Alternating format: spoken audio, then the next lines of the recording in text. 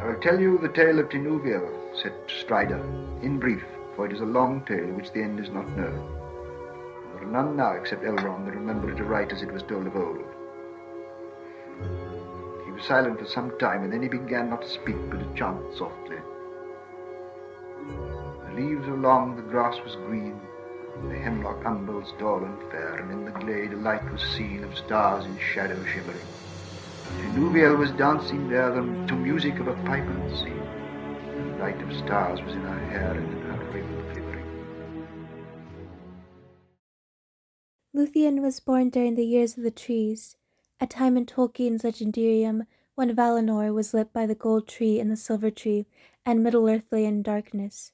She was the daughter of Thingol, king of Doriath, and Melian the Maya, who was a fae. Lúthien was the daughter of gods.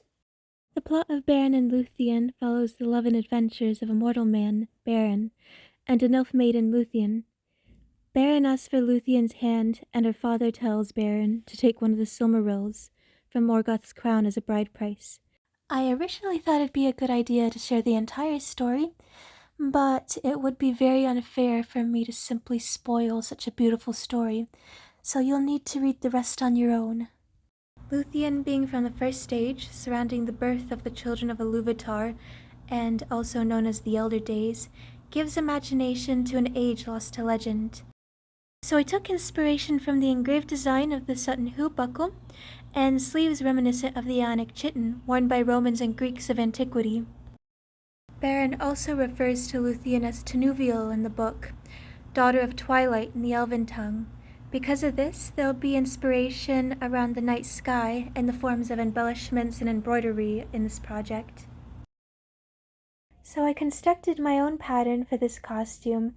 This is the pattern for the bodice. The two square panels are the front and back of the bodice. The rectangles on the side are the sleeves, with curvature near the top for room for the shoulders.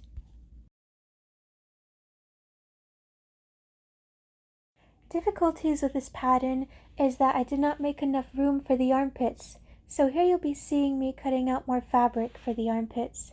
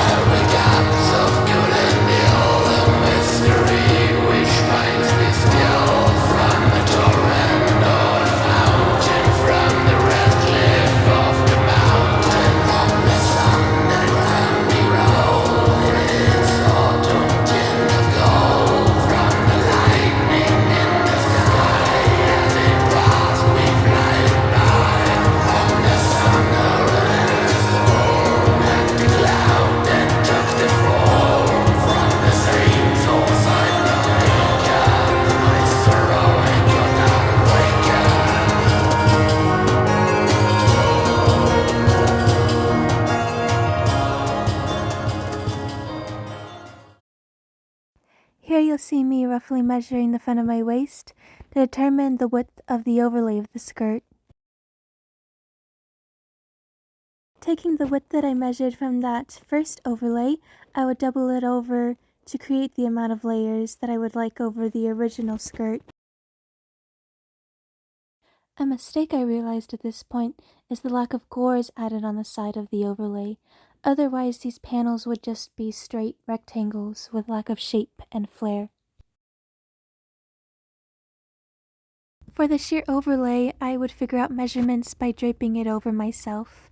And so here you'll see me cutting out the bodice overlay.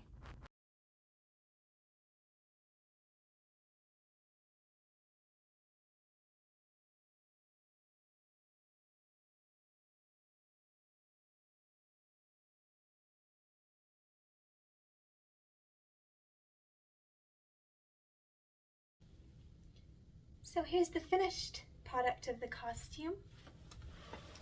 Along the top, I put gold trim along the shoulders here and the way it's put.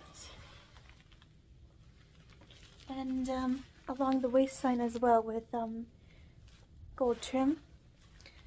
Here is the embroidery for the project, along with embellishments.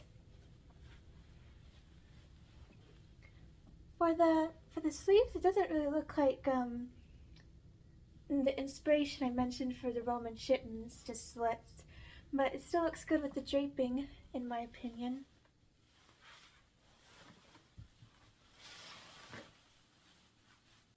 What I would have done differently with this project is the upper material.